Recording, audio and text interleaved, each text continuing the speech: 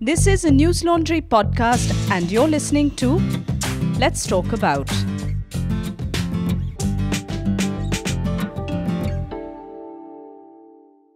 The metaphor is often considered to be a fundamental unit of human intelligence.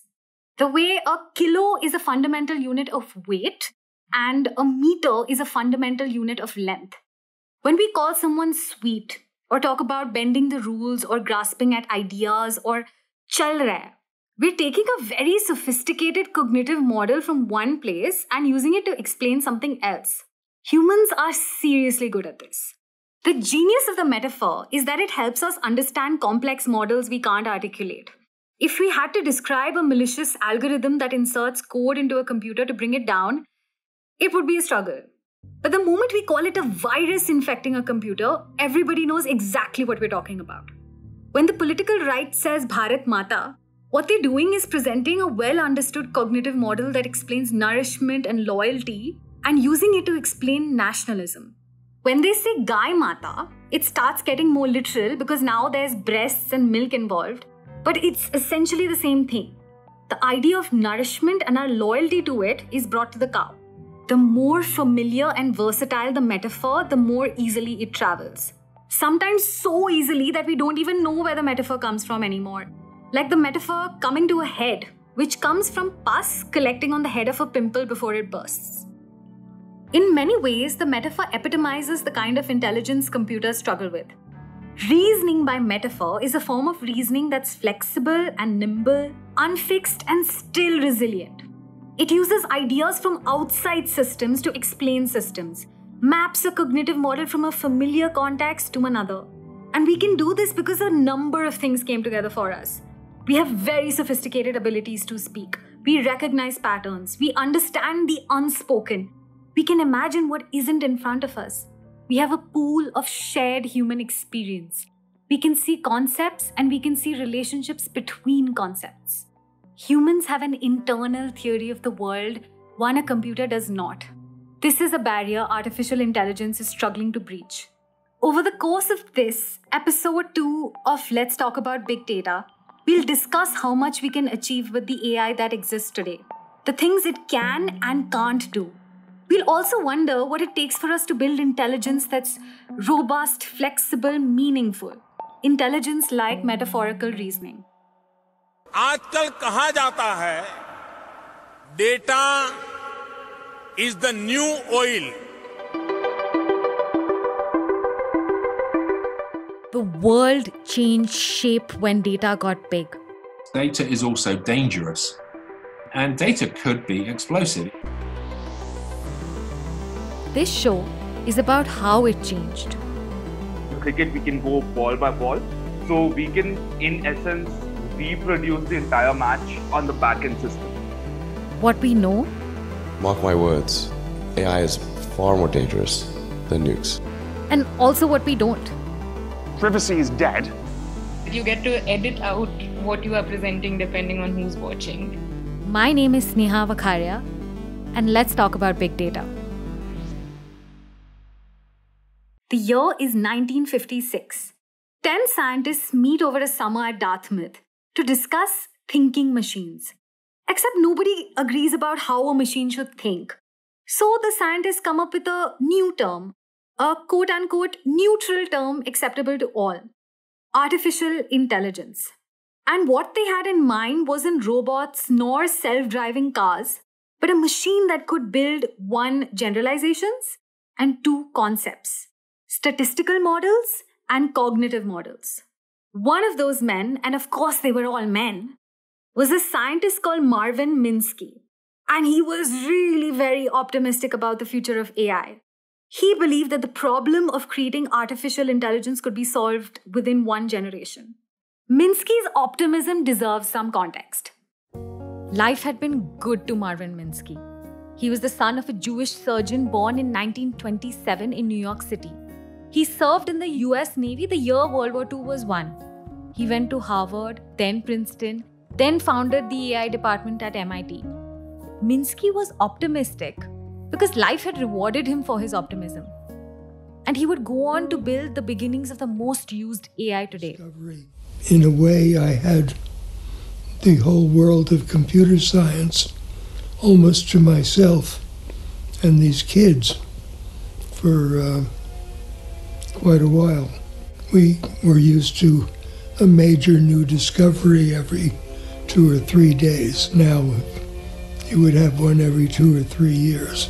So it was very exciting, but we took it for granted and wondered what was wrong with the rest of the world.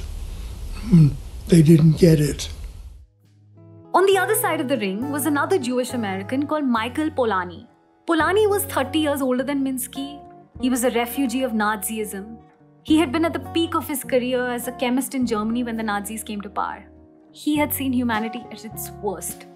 Polanyi's central philosophy, the intellectual core he stood for, was that being positive makes us stupid.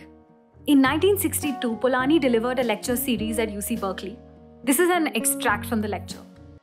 Psychiatrist demonstrated to his students a patient who was having a mild fit of some kind. Later, the class discussed the question whether this has been an epileptic or a hysteroepileptic seizure. The matter was finally settled by the psychiatrist. "Gentlemen," he said, "you have seen a true epileptic seizure. I cannot tell you how to recognize it, but you will learn this by more extensive experience." A doctor needs to see an epileptic fit before she can learn to diagnose it. A theoretical explanation will never equal seeing it in the flesh. What Polanyi is saying is that our ability to understand, to see, to make sense of is much greater than our ability to explain what we understand. Most of the shared knowledge in the world is unspoken but understood. He calls this the tacit dimension. Here's another example. Many of us can cycle and swim, but we struggle to explain what we're doing, how we balance, how we stay afloat. There are many things we all understand but struggle to articulate. What nostalgia feels like, what ghee smells like. Polanyi's paradox is the theory that there will always be things unspoken in the world, things beyond our ability to codify even if we understand it.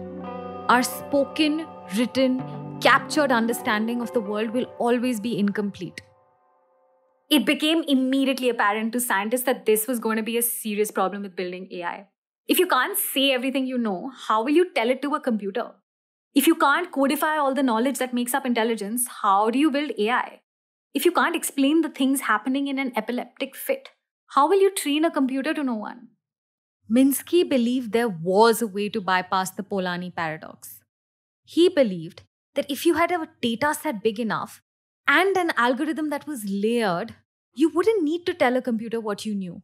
You had to simply give the computer the data and let it look for itself. This idea sat in hibernation for decades, impossible to implement because the tech just wasn't there yet.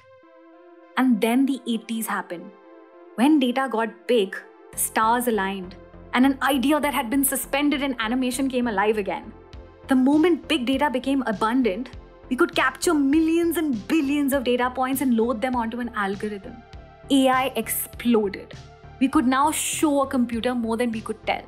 Now you no longer needed to explain what an epileptic fit looked like to a computer. You could just hand a computer millions of data points about epileptic fits, photos, videos, academic papers, and let the computer figure it out. Now you no longer needed to tell a computer how we swim. We let it track the mechanics of it by watching us do it. With this simple bypass to the Polanyi's paradox, that rather than tell a computer, we just show it, we could suddenly build AI that beats humans in most games. Detects spam in our emails, predicts sentences before we type them out, translates sentences, isolates the gene most closely linked with lung cancer, finds another solar system with 8 planets, drives a car pretty well on an open highway, writes a Guardian op-ed. You could say Minsky's method was a success. But dig deeper and you'll see Polanyi's paradox continues to play spoilsport. Polanyi's paradox is a perimeter AI chips away at but can't truly demolish. The story of AI today and in the future is this contest of ideas between Marvin Minsky and Michael Polanyi. It's the tension between what we can do and what we can't. The reality we can capture, the reality that will always elude us. Over the course of this episode, we'll talk to two practitioners in the field of AI, both of whom have built on Minsky's work, but have been held back in some niggling and defeating way by Polanyi's paradox. The first is Shubham Bindlish, founder of Predict22, who built AI to make predictions for fantasy sports, specifically IPL. If you play fantasy cricket, if you bet on players for stakes, he believes his AI will help you better your odds and make more money. This is Bindlish talking about where he gets his data from and how anyone can scrape it. In cricket, we are collecting ball-by-ball information. So we capture who was the bowler, who was the batsman, and what was the outcome of that particular ball. So whether it was a single, a boundary, a six, whether he got out, and so on. So this is the information we have collected for cricket since 96. And we have used the free resources like CricBuzz and Cricinfo to scrape this data for us.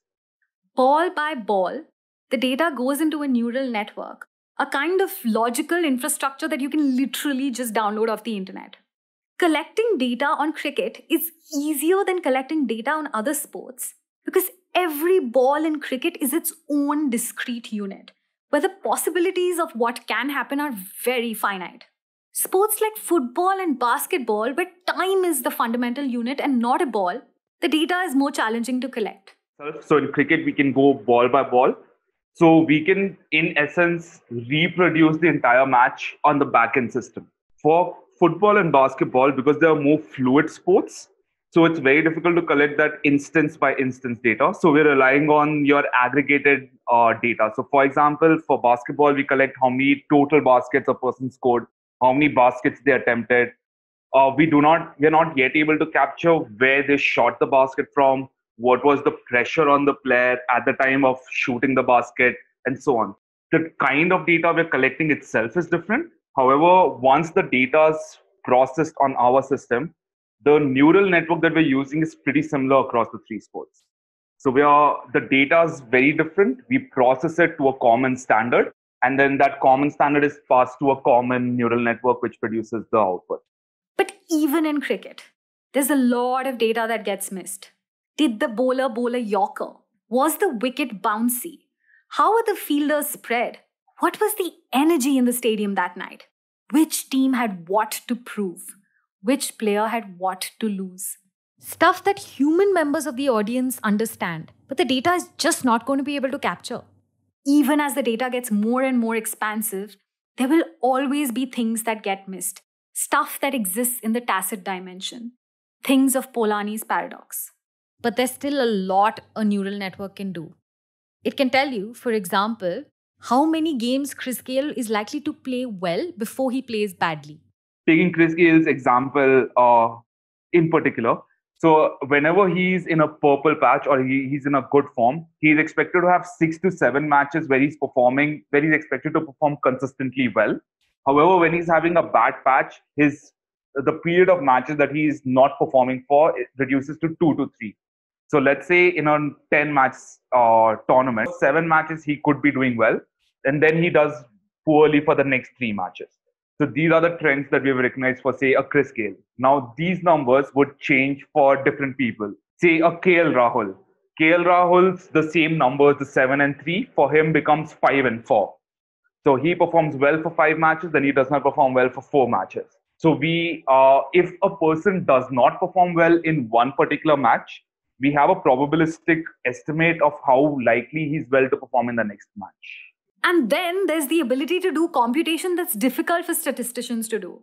The algorithms can model how players respond to their own teammates, how the chemistry between teammates plays out. So we are able to capture the correlations between players really well. Say, for example, Virat Kohli and MS Dhoni, when they play together, they have certain levels of performance. If either one of them is missing, the performance of the other player is affected.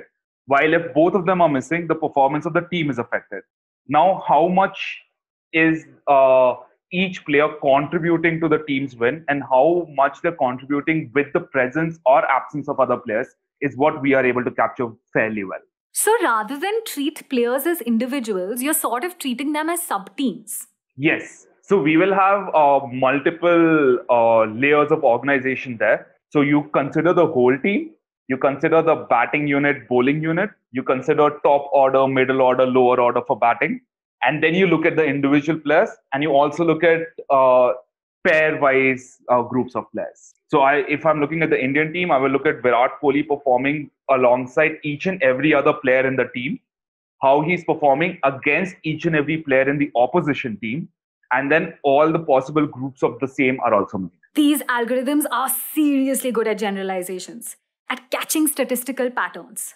That's half of the AI mandate. But there was another part to Minsky's AI hopes. That AI would have the ability to build concepts, to build ideas, to create meaning, to understand why things happen. On this count, today's AI doesn't get very far. It could tell you who plays well with Virat Kohli, but why those players work well with him, that it wouldn't be able to say. In fact, AI can only see a very, very narrow set of things. Maybe answer a couple of questions. So right now, machine learning algorithms are not able to answer 5 or 10 different questions at the same time. So if I'm asking it who's going to win the match, I would be able to design an algorithm to just answer who's going to win the match. If I have any other question, I would have to have a different network or a different algorithm which produces that answer for me.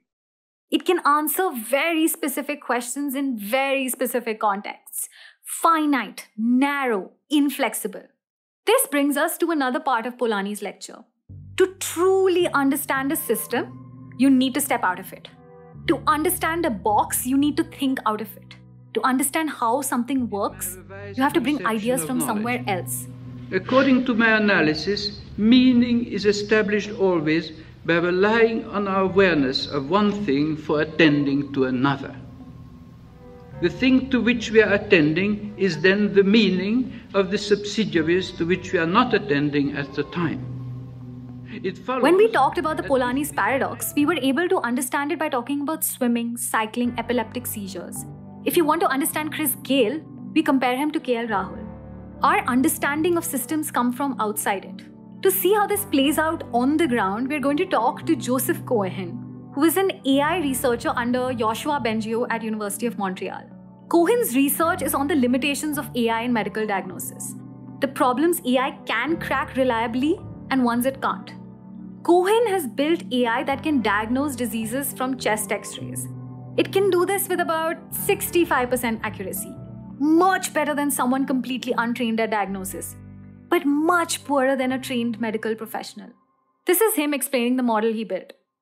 There's some interesting dynamics with these models because let's say that the ones we have, it can only predict 14 different pathologies, right? So that's very limiting. So if you just have these 18 things, if you just have this limited number of things you can perform, but maybe you perform them very well, this might not be better than a first-year medical student who has been studying biology for a long time and can spot all sorts of things. Like just the breadth of knowledge is immense. We don't have anything like that. These edge cases, the kind of the breadth of different things that could be wrong with this patient that are leading to this presentation of symptoms. The AI systems are really finely tuned on specific tasks and not this big breadth of knowledge. So I think I would definitely have a first-year medical student over an AI tool for like generally treating me. If I don't have one of these 18 pathologies, the AI is useless. It's not going to help me, right?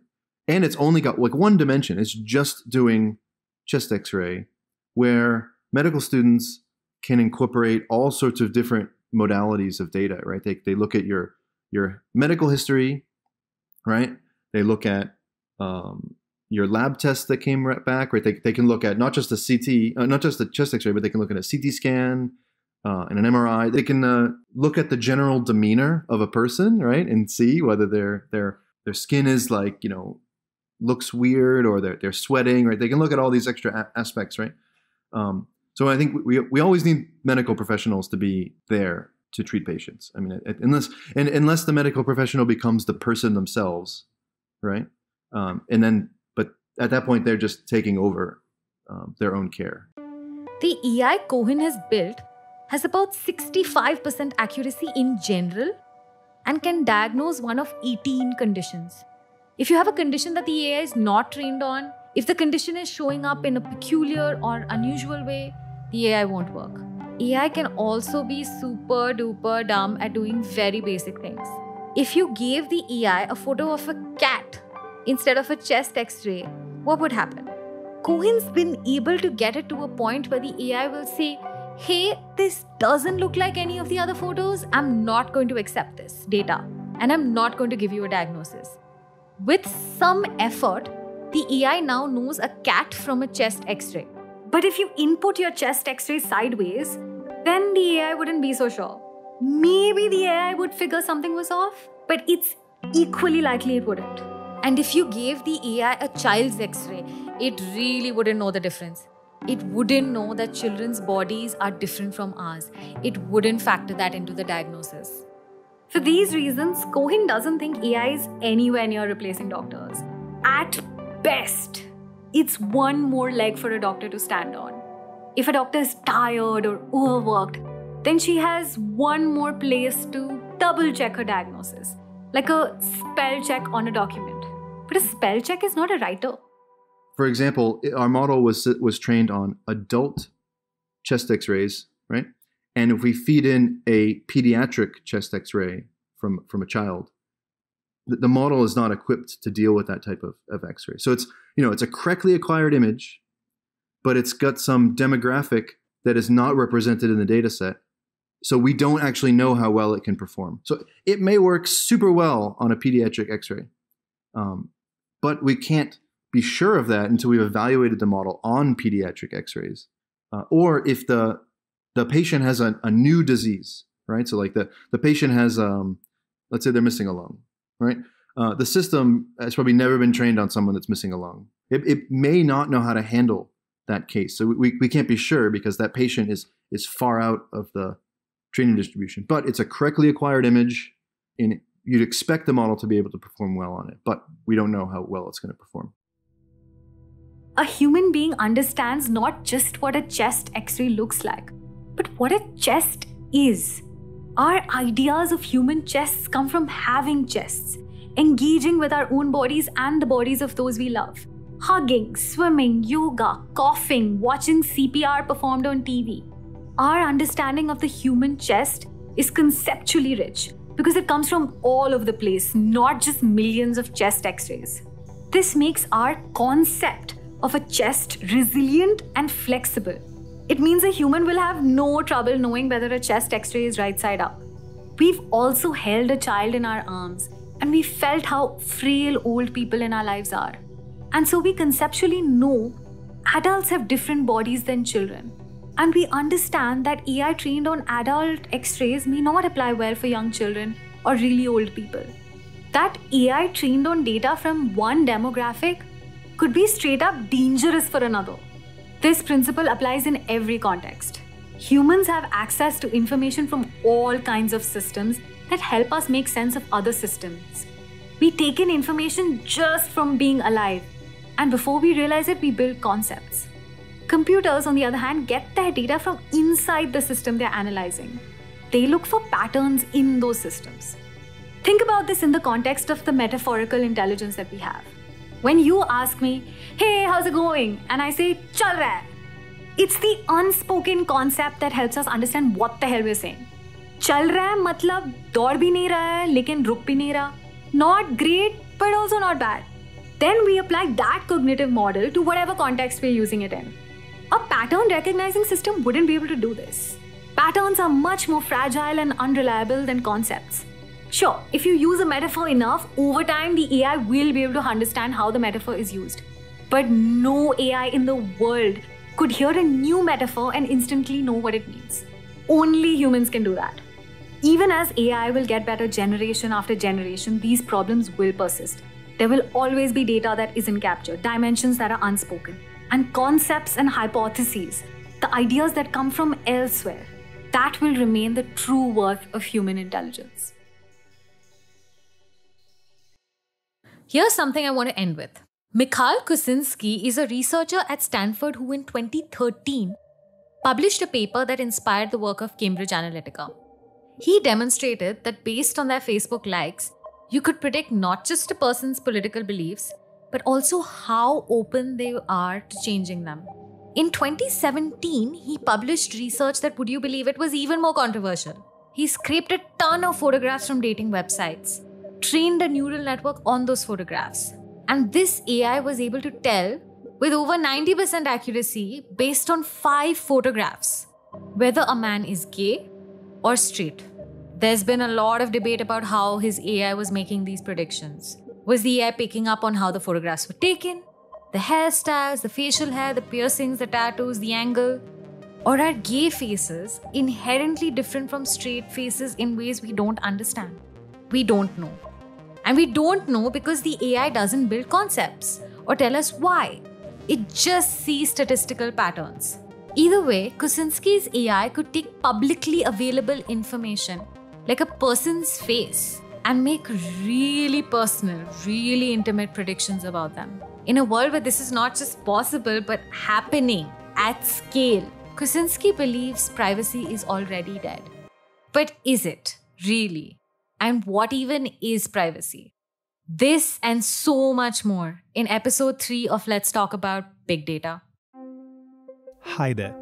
This is Aditya Warrior, the producer of Let's Talk About Big Data. We hope you enjoyed this episode because this is the second and last episode which will be outside the paywall. Why? Well, these long-form podcasts take a lot of effort to produce. From researching, reading books, to staying up late nights interviewing guests on the other side of the world. Then comes scripting, recording, editing, re-editing, and everything in between. There's a whole team making this podcast a reality. And this would not have been and will not be possible without paying subscribers. So if you want to listen to the remaining episodes, which will be released in the coming weeks, you're going to have to subscribe. Visit newslaundry.com and pick a plan of your choice. This is how you pay to keep news free. And if you like Sneha's work, especially all you tech geeks out there, check her out on Instagram @SnehaVakaria. Write to her and tell her all your feelings about this podcast. And if you'd like to contribute in some shape or form to this podcast, reach us at contact@newslaundry.com. This episode of Let's Talk About Big Data is written and hosted by Sneha Vakaria, produced by Aditya Warrior, edited by Aditya Warrior and Harshula Sharma, transcripts by Anna Priyadarshini and Arnav Binaikia. This episode was recorded at Rainbow Bridge School of Music in Bangalore.